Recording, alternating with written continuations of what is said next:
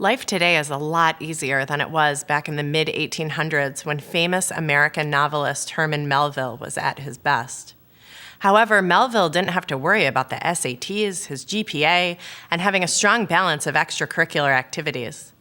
Interestingly, one of the New York City natives' most famous quotes parallels what students need to do when writing their college admission essays. Melville said, "It is better to fail in originality than to succeed in imitation." How about that for wisdom? Melville reminds students here that the best essays aren't like the norm. They come from thinking outside the box. Here are 3 other tips to consider in the brainstorming, drafting, and final stage of the writing process. Tip number 1, don't neglect brainstorming. Brainstorming is essential to flesh out one's thoughts and also saves time in the long run. A great way to start the process is to write down exactly what comes to mind.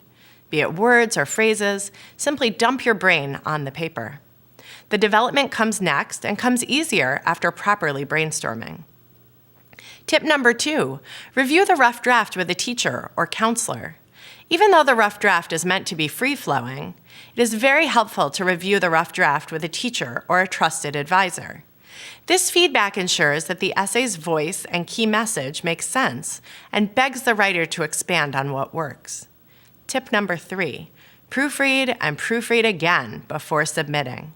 We all make mistakes in life, but submitting an essay with a spelling mistake or a grammatical error is simply unacceptable.